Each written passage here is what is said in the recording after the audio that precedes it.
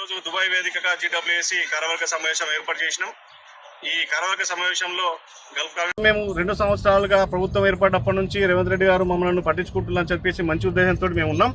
కానీ ఇప్పటికీ రేవంత్ రెడ్డి గారి ప్రభుత్వం మళ్ళీ గల్ఫ్ కార్మికులను కొద్దిగా చిన్న చూపు చూస్తున్నట్టు అనిపిస్తుంది.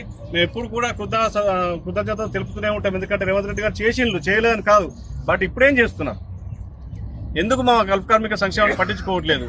ఈ అడ్వైజర్ కమిటీ 2 సంవత్సరాల వాయిదాతో వేసి 2 సంవత్సరాలు ఏం చేస్తారు?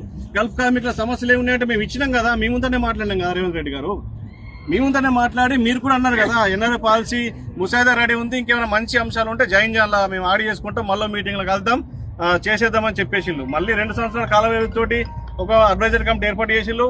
సంతోషం, మేము దాన్ని యాక్సెప్ట్ చేసినాం. వాళ్ళందరికీ కూడా మేము కంగ్రాట్స్ చెప్పినాం. బట్ ఏం చేస్తున్నారు 2 సంవత్సరాల నుంచి? మరి మీ మినిస్టర్ హోదాలో ఉన్నటువంటి పెద్దోళ్ళు కూడా జీవన్ రెడ్డి గారు లాంటి వాళ్ళు కూడా ఉన్నారు. వాళ్ళు ఏం చేస్తున్నారు? వాళ్ళ సలహాలు ఏం తీసుకుంటున్నారు? ఈ organizing NRI committee, advisor committee ఏం చేస్తున్నది? గల్ఫ్ కార్మికులు చాలా సందేహాలతో ఉన్నారు. ఖచ్చితంగా విత్ ఇన్ షార్ట్ టైంలో మీ నిర్ణయాలు వెలువడ్చాలి. అదేవిధంగా వచ్చే బడ్జెట్ సమావేశాల్లో మా ఎన్ఆర్ఐ గల్ఫ్ కార్మికుల సంక్షేమం కోసం 500 కోట్ల బడ్జెట్ పెడతామని చెప్పి మాట ఇచ్చిందో ఆ మాట నిలబెట్టుకోవాలని చెప్పి కోరుతున్నాం. ఈసారి బడ్జెట్ సమావేశాల్లో మా కోసం, ఎన్ఆర్ఐ పాలసీ కోసం, గల్ఫ్ కార్మిక సంక్షేమం కోసం ఏదైనా బడ్జెట్ లేకుంటే మాత్రం ఖచ్చితంగా మేము ఉద్యమాన్ని ఉధృతం చేస్తాం, పెద్ద ఎత్తున ముందుకెళ్తాం. అవసరమైతే మేమందరం డిస్కస్ చేసుకున్నాం. అమరన్న దిశ కూర్చుండి ఎన్ఆర్ఐ పాలసీ ఎలా సాధించాలో చూపెట్టబోతున్నాం. ఖచ్చితంగా ఈసారైనా రేవంత్ రెడ్డి గారికి మేమందరం ఒకసారి దండం పెట్టి అడుగుతున్నాం.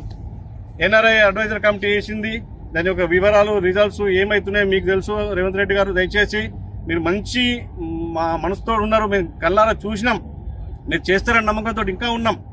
కానీ ఈ కమిటీ ఏం చేస్తుంది, కమిటీ సభ్యులు ఏం చేస్తున్నారు, వాళ్ళ ఆనరబుల్ మెంబర్స్ ఏం చేస్తున్నారు ఏం అర్థం కావట్లేదు. వాళ్ళ స్ట్రక్చర్ను కూడా మార్చి మీరు ఏం చేస్తున్నారో చేయండి. మా గల్ఫ్ కార్మిక సంక్షేమంపై ప్రత్యేక దృష్టి పెట్టాలా, ఈసారి బడ్జెట్లో నిధులు కేటాయించాలని చెప్పేసి మళ్ళీ ఒకసారి వేడుకుంటున్నాం. ఇక దీన్ని కూడా మేము చేయమంటే మాత్రం ఖచ్చితంగా మేము ఉద్యమం ఉధృతం చేసి ఎప్పటిలాగానే పోరాడతాం. మొండి కేసీఆర్ గారి మీద పోరాడిన వ్యక్తులం మేము. ఇట్లాంటి పోరాటానికి మేము వెనకాడేది లేదని చెప్పి మళ్ళీ ఒకసారి దుబాయ్ వేదికగా తెలియజేస్తున్నాం. మీ గ్రామాన్ని అభివృద్ధి చేయాలని మీకు బలంగా ఉందా? సర్పంచ్ గా గెలిచి మీ సత్తా చూపించాలనుకుంటున్నారా? గెలిచాక ప్రజలకు ఏం చేస్తారో చెప్పాలనుకుంటున్నారా? అయితే ఇప్పుడు క్యూ న్యూస్ మీకు అవకాశం కల్పిస్తుంది. మీరు చేసిన సేవలు కూడా మా ఛానల్ ద్వారా ప్రజలకు చూపిస్తాం. మీ గెలుపుకు మేము తోడుగా ఉంటాం. క్యూ న్యూస్ లో ఇంటర్వ్యూ కోసం మీరు సంప్రదించాల్సిన ఫోన్ నెంబర్ 7288857759.